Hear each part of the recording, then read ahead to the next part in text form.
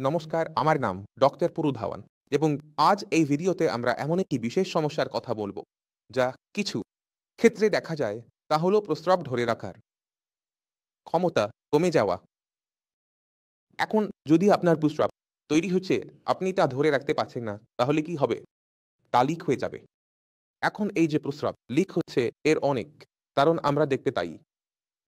প্রথমত প্রস্রাব খুব জোরে আসছে কিন্তু আমার হাঁটার ক্ষমতা নেই, আমি হাঁটতে পারছি না এবং আমি ওয়াশরুমে যেতে পারিনি এবং তা মাঝপথে বেরিয়ে গেছে। এটি আরেকটি কারণ হতে পারে। যে প্রস্রাবের অনুভূতি হলো আপনি দাঁড়ালেন এবং তা হঠাৎ বেরিয়ে গেল। এটি হচ্ছে কারণ আমাদের পেশিগুলি যা রক্ত প্রস্রাবকে ধরে রাখে তা দুর্বল হয়ে যাচ্ছে। দ্বিতীয়ত আপনার মস্তিষ্ক এতটাই দুর্বল হয়ে গেছে যে প্রস্রাব করতে আপনাকে ওয়াশরুমে যেতে হবে। এই ক্ষমতা বোঝার যে ক্ষমতা তা চলে গেছে। তাহলে এই ৩ টি প্রধান কারণ আমরা যেকোনো রোগীর মধ্যে দেখতে পাই। যেখানে প্রস্রাব লিকেজের প্রবল রোগীর বাড়ির লোকেরা আসে যে প্রস্রাব আটকাতে পারে না। তাহলে আমাদের ১ম কাজই হয় যে পিছনের কারণ কি, যে প্রস্রাব বেরিয়ে যায় কাপড়ে। তাহলে শুরুতে ১ম এ ক্রস চেকিং এমন হবে যে আমরা জিজ্ঞাসা করব যে সমস্যা কোথায়? তাহলে কিছুটা আমাদের ধারণা রোগীকে দেখে হয় যে রোগীর গতিশীলতা কতটা, সে হাঁটতে পারছে না পারছে। ভালো রোগীকে আমরা জিজ্ঞাসা করি যে আপনি বুঝতে পারেন? হ্যাঁ, আমি বুঝতে পারি। তারপর সে তার উপসর্গগুলি ব্যাখ্যা করছে। বিভিন্নভাবে কিছু বলে। যে আমি দাঁড়াই, চলে যায়। তখন এখানে পেশি দুর্বল হচ্ছে। এখন অন্যজনকে জিজ্ঞাসা করি। সে কিছু উত্তর দিতে পারছে না। কিছু রোগী থাকে যাদের সাথে আমরা কথা বলছি এবং আমরা সরাসরি প্রশ্নের সরাসরি উত্তর আশা করছি। কিন্তু তারা কিছু উত্তর দিচ্ছে, অর্থাৎ যে লজিক সিস্টেম আছে তা নষ্ট হয়ে গেছে। এখানে আমরা বুঝতে পারি যে রোগী এই স্তর থেকে চলে গেছে। যেমন ছোট বাচ্চারা থাকে, তাদের মস্তিষ্ক এতটা বিকশিত হয়নি যে তারা প্রস্রাবের কথা বলতে পারে। এইভাবে তাদের মস্তিষ্ক পিছিয়ে গেছে, যেখানে তারা তাদের প্রস্রাবের সমস্যা বা প্রস্রাবের কথা বলতে পারছে না যে আমাকে যেতে হবে বা আমি চলে যাব। তাহলে এইভাবে যখন আমরা প্রশ্ন করি, জিজ্ঞাসা করি, তখন আমরা বুঝতে পারি যে পিছনের কারণ কি। এখন যখন আমরা কারণটি বুঝতে পারি, তখন সেই অনুযায়ী আমাদের পরবর্তী থেরাপি নির্ভর করে। ১ম এ আমরা শুরু করি এইভাবে যে যদি কারো পেশি দুর্বল হয়, তাহলে আমাদের কি করতে হবে? যখন কারো পেশি দুর্বল হয়, তখন পেশির সাথে সবচেয়ে ভালো ব্যাপার হলো যে আমরা যেকোনো বয়সে পেশিগুলোকে শক্তিশালী করতে পারি। তাহলে কিগেল ব্যায়াম থাকে যা রোগীকে করতে হয়। আমরা বলি যে আপনি করুন। যখন রোগী কিগেল ব্যায়াম করে তখন ২-৪ মাসের মধ্যে এটি ভালো ফলাফল দেয়। যে প্রস্রাব লিক হওয়ার যে সমস্যা আছে তা সমাধান হয়ে যায়। কেন? কারণ এখন ব্লাডারের যে পেশিগুলি আছে যা ধরে রাখে, যে স্পিংকটার আছে তা শক্তভাবে লক হয়ে থাকে এবং প্রস্রাব ব্লাডারের ভিতরে ধরে রাখা যায়, বেশি সময় ধরে রাখা সম্ভব হয় এবং রোগী ন্যূনতম সময় টয়লেটে পৌঁছাতে পারে। তাহলে ঠিক আছে। প্রথমত, যখন আমাদের মস্তিষ্কের অবস্থাই এত খারাপ হয়ে গেছে, তখন আমরা কি করব? যখন আমাদের মস্তিষ্ক আমাদেরকে ইউনিয়ন থেকে বামে যেতে বলতে অক্ষম হয়, তখন আমাদের নিজের মস্তিষ্কের উপরই কাজ করতে হয়। এখানে যদি আমরা কিগেল ব্যায়াম করাই, তবুও পেটে কোনো আরাম আসবে না এবং রোগীকে কিগেল ব্যায়াম করানো সবই কেন? যদি বুঝিয়েও দিই, তবুও করার অবস্থায় থাকে না, তাহলে এমন রোগীর ক্ষেত্রে আমাদের কি করতে হয়? আমাদের শুধুমাত্র মস্তিষ্কের উপর কাজ করতে হয় যাতে মস্তিষ্কের যে উন্নয়ন তা শুরু হয় এবং যে প্রক্রিয়া আমরা ব্যবহার করি তা হলো নিউরোপ্লাস্টিসিটি। নিউরো মানে আপনার মস্তিষ্ক এবং প্লাস্টিসিটি এখানে প্লাস্টিক নয়।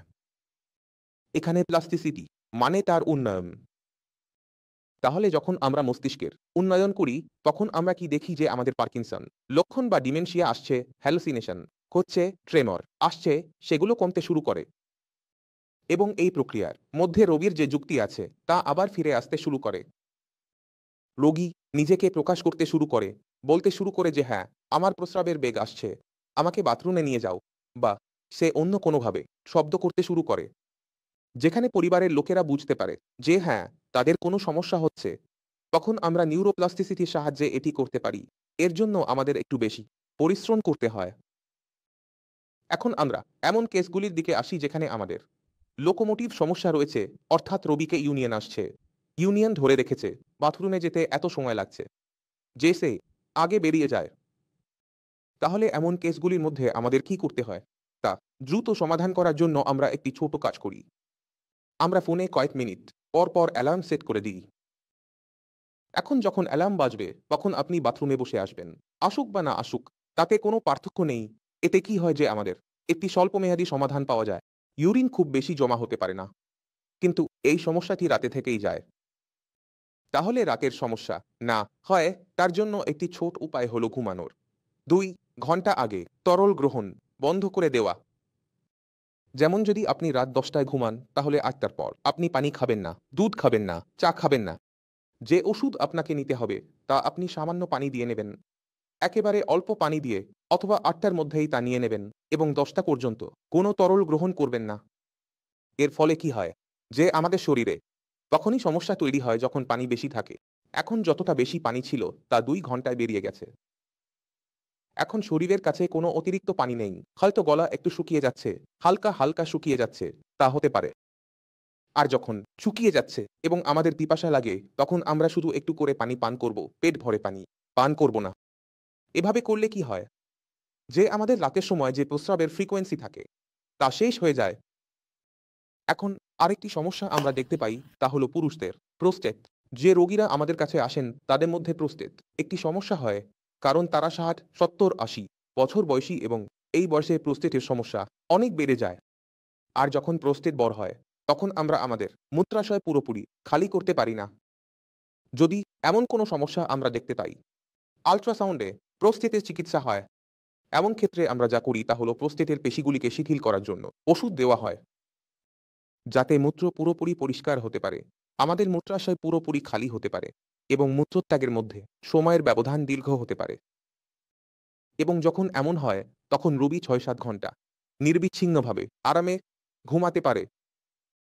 কিন্তু এই ট্যাবলেট কখনোই রাতে দেওয়া হয় না। এই ট্যাবলেট সবসময় দুপুরে দেওয়া হয়। কেন? কারণ এটি নেওয়ার পর একটি শূন্যতা বৃদ্ধি পায়, মূত্র খুব দ্রুত আসা শুরু করে। যদি রোগী রাতে এই ট্যাবলেট নিয়ে নেয়, তাহলে সে তো সারা রাত জেগে থাকবে। প্রতি ঘন্টায়, প্রতি আধা ঘন্টায়, তাই না? সেটা আমরা চাই না। তাই এই কারণেই আমরা এই ওষুধটি দুপুরের সময় রাখি, যাতে যতটা মূত্র আসার দরকার, সন্ধ্যা পর্যন্ত ভালোভাবে আসতে পারে। রাতটা আমাদের আরামে কাটে। তাহলে এই ছোট, ছোট কৌশলগুলি থাকে, যার মাধ্যমে আমরা রোগীর সাহায্য করতে পারি এই মূত্রের সমস্যাকে থামাতে। এখন আশা করি যে সবাই একটি পরিষ্কার ধারণা পেয়েছে। আজ আমি খুব দ্রুত